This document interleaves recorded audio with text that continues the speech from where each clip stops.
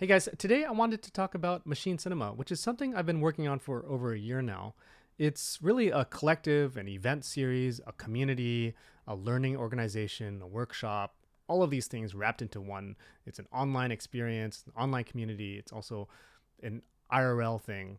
And really, it started out with my friend Suki and I. We just wanted to do what we call a Gen Jam, where we wanted to play around with AI tools and create a film with our friends in like a night, 2 to 3 hours, using existing tools like Dolly, Midjourney, Korea, and Runway, Luma, Dream Machine, etc. Just those latest tools, literally in our backyards, and it snowballed because as we started to grow it, my friend Fred got involved and others got involved, and we started to grow the model because we started to see, hey, look, getting 50 people to create one film was maybe a little bit overwhelming. So how do we split into groups? It kind of resembles a little bit of a hackathon, but we call it a Gen Jam because really the opportunity here is to generate things on the spot. And we've played around now with making short films, music videos, games, cartoons, comics, anything right now that AI tools can make in a short period of time. And at the center of it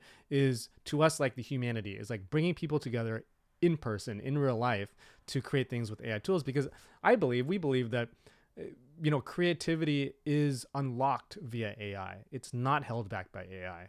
And so for me, it's been very rewarding, and maybe I'll do a few more videos about this, but we've done over 20 events now that are in Los Angeles, in San Francisco. We did it in Seoul, Korea. We did it in Toronto, and we have plans to do it all over the world, Seattle, New York, everywhere, because we really want to connect with other AI creators. We want to enable new creators to come into the space and play around, because it can be very intimidating.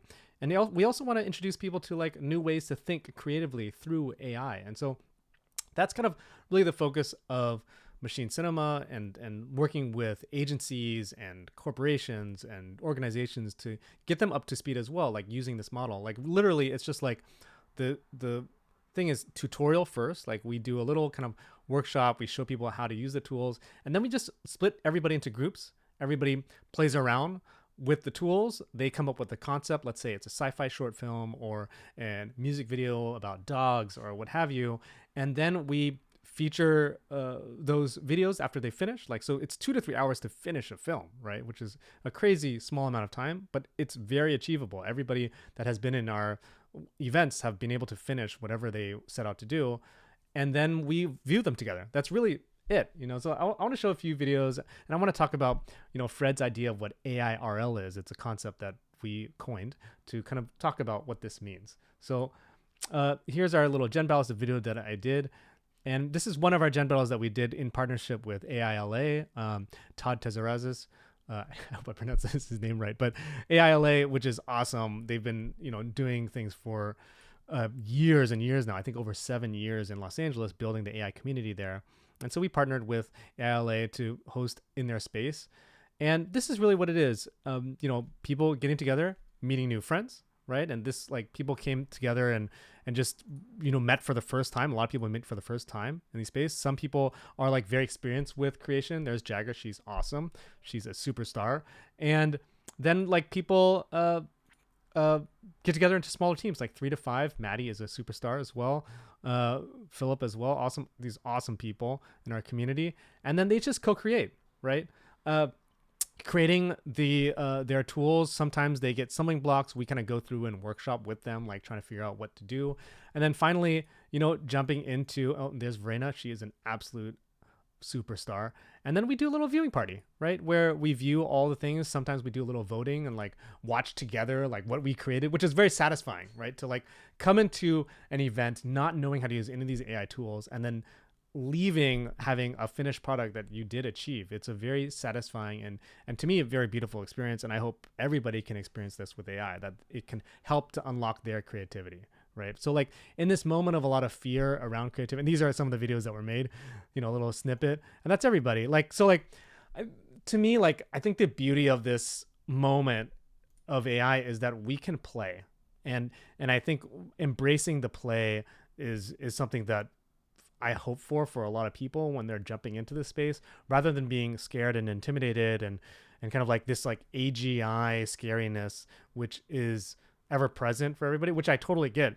But like approaching this with a sense of creativity and what is possible is also something that I'm really excited about. And so that's why that's kind of the mission and the goal of Machine Cinema, is to kind of enable everybody to be as creative as possible. And so Fred did write a post about this, and I just wanted to jump into it. So, if you can find this at text.machinecinema.ai, that's our little blog. But Fred is very articulate, one of the co-founders of Machine Cinema, and he says AIRL, right? AI in real life. And the idea is that over the last, and as he says here, over the last 12 months, we've brought AIRL to life through more than a dozen events in cities like Los Angeles, San Francisco, Seoul, and Toronto, of course. And the idea behind IRL didn't come from a formal strategy session, right? Like I said, it came through our backyards, in our living rooms, just playing around. And it's evolved now. Like this is an event that we did in San Francisco with over 60 people, which, everybody see into these like little groups, each group like playing around with also different tools that they figured out on the spot, and a lot of them meeting each other for the first time. And so like it's a kind of interesting way to bond with people, like through creative tools, right? And kind of to learn on the spot, and then to play on the spot, and to create on the spot. So here, Fred goes on to say, AIRL is about more than just talking. It's about doing. Our events are designed for hands-on collaboration where creators can leave with something tangible. Whether it's our Gen Battles, that's also what we call it. So Gen Jams and Gen Battles, where teams race to create AI-driven projects, or work-in-progress sessions. So work-in-progress dinners or sessions, or where we kind of have people share like projects that they're currently working on. And then maybe they find collaborators or feedback in that process. And yeah, so like one of the key principles is that guides us is making sure every event feels grounded and human. It's easy to get lost in the technical side of AI, but we also always ask ourselves, how can we make this feel real? Whether it's through the potlucks, the playing cards, or simply the way we organize the space, we want every AIRL event to reflect the personal, handmade touch that makes these gatherings unique. After all, AI is about more than just technology. It's about people. It's where we come together, break bread or even cake. Fred likes to bake cake, and build something meaningful with the tools we have, the high tech and the hands-on, the digital and the deeply personal. That's what we strive for. And I totally agree. Like we're building this small community of people who are, they're curious. They're willing to delve into these tools for the first time. It's not like, I think there's a lot of perception in some spaces where, hey, AI is evil. It's going to take away creativity. It's going to end humanity's originality, etc. But I think once you start digging into the tools, especially in person with other people, you feel differently about it. Like it's a different experience, right? And so, yeah, I think this really just all I kind of wanted to highlight, like kind of what we've been doing, and these are amazing creators and friends that are in the space right now, and that community is growing as we speak. And I think like that only is gonna grow more. And I think, and it's interesting because the tools are updating so fast, right? And for me, it's been a very rewarding experience to, meet other people who are so talented. They're filmmakers or technologists, or they're just artists or what have you. And I'm learning from them how they're approaching AI differently, right? Like some people, they have such a creative, artistic, visual mind that when they approach Midjourney, they can really make it sing in a way that I just maybe never could, because I'm not a visual person. I'm more of a conceptualist. So yeah, I mean, I think that's really what I wanted to talk about here, like AIRL being the future of how we would view events and AI as being a very human process. And longer term, we want to do bigger and bigger events where, albeit a conference, or is it a setting where, hey, it's almost like a festival or a carnival, even, where you can come and you can interact with AI tools or an AI booth or what have you, and you're creating something there on the spot, even in 5 minutes, not 2 hours or 3 hours, and you get to walk away with that thing. Maybe it's a 3D object, or maybe it's a t-shirt or what have you. Like, what kinds of experiences can we get out of AI that are unique, that we wouldn't have had before, that make us feel very connected to what we create rather than what other people create necessarily.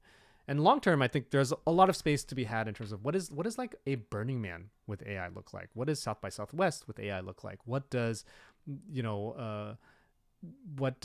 Summit with AI look like, or with only AI focus? Like, we're organizing I've been helping to organize TEDAI for the last few years, and like, how do we reimagine a TEDAI type conference with AI from the ground up, right? And that's what TEDAI has been working on. And so like all of that, I think, is such a meaningful trend towards having this interactivity that we didn't maybe have before with an event, where sometimes an event can be very, it's very stringent, right? Like people organize what they wanted, and then we experience that, and for better or worse. Sometimes it's amazing depending on the curators, sometimes it sucks because the curators maybe didn't do a good job or other logistical issues. Now, what happens when you insert AI into the event creation process, the experience process, and the interactivity between the audience and other people, as well as the AI in the room? Can AI be a panelist? Can AI be a moderator? Can AI be the check-in counter? Can AI be the t-shirt creator or the swag creator, etc.? All of these things, I think, are going to be really, really dynamic and interesting. Can AI be a part of the music festival? And what does that look like? And so I think that's where our head has been. It's been fundamentally about getting people to create and then helping people to see, like, where does that creation impact, like, the average user who might not necessarily want to create, right, in the same way that a professional creator wants to, but everybody's creative, right? And so like, how do they then interact in an environment where a professional creator maybe created experience for them, and then they get to feel creative, they get to be a kid again? So for me, that's machine cinema, and that's kind of the ambition that we have there in terms of creating events for our community, as well as for the wider audience of people who might fall in love with AI for its creative potential. So I hope that's fun for you guys. If anybody wants to collaborate on that stuff, we are like open to chat. Like, we've been working with educational institutions, agencies, corporations and studios, as well as just like organizations that want to just play around with stuff and art departments, etc. Like there's just so much here that can be done that I think we've only scratched the surface. And it's fascinating to think about where it's going to head, honestly, because it could go in so many directions. And we, I think, as humans, have a chance to kind of to steer it, right? As opposed to letting AI kind of steer us. So thanks, guys, for listening. If you've listened this far, like and subscribe, etc., all the things. But yeah, happy to hear what you guys think about what we're trying to do out there. It's really fun. And I hope that, maybe we'll see you guys at one of our next events. So thanks.